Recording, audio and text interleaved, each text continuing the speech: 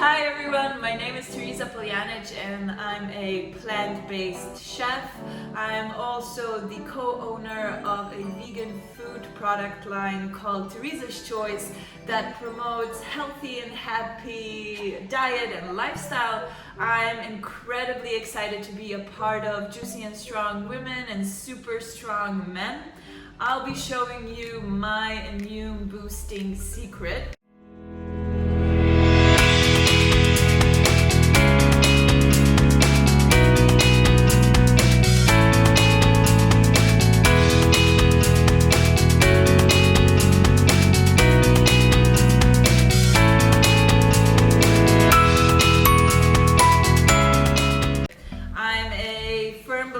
That a lot of our health problems come from a weak immune system, which is a sign of a poor gut health. I believe our gut health is crucial for a good, strong immune system, especially for a stable mental health and physical well-being. And how do we support our gut health is definitely by consuming traditionally fermented foods. So foods that are full of good bacteria, probiotics, and just to name a few, that's homemade kombucha, kefir, yogurt, sauerkraut, and what I'll be showing you today is kimchi. It's my favorite. It's so easy. Traditionally, it's quite complicated. This is a Korean spicy fermented dish. It's definitely not vegan, so I made it a bit simpler and with ingredients that you can find in any supermarkets, health food stores, or even in your pantry. So it has 10 basic ingredients. It takes probably an hour to make all together, and then you just leave it to ferment to the sourness you desire. So let's get started. What you'll need is a cabbage. It can be Napa or Savoy, whatever you have on hand and whatever is in season. Start by quartering your well-rinsed and dried cabbage and carefully removing the bottom core with a sharp knife. Next, place your cabbage in a large mixing bowl and begin packing a generous amount of sea salt in between each of the leaves. Do so by lifting each individual leaf and sprinkling with sea salt. Then press down and let it rest for 30 minutes.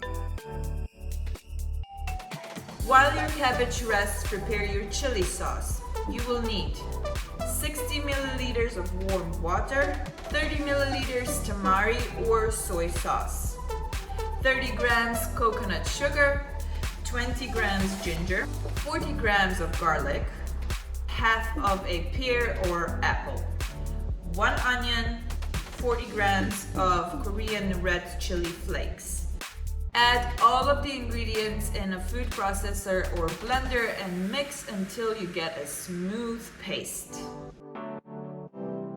At this time, your cabbage should be ready to flip. Wash your hands and turn each section of cabbage over so it's facing the opposite direction.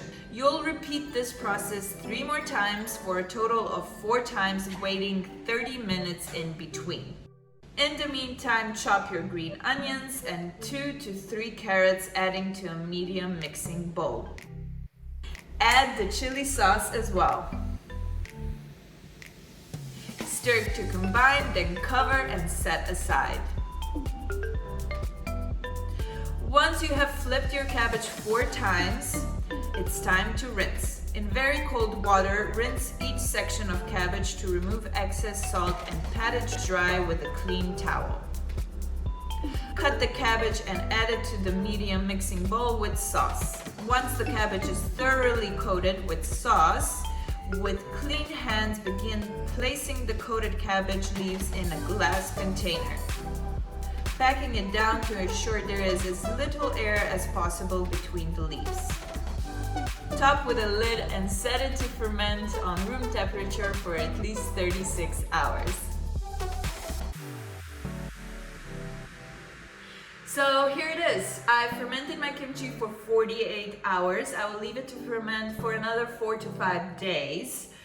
We can see a lot of action going on already. There's air bubbles forming, there was liquid coming out of the jar, and that's completely normal, so don't be alarmed.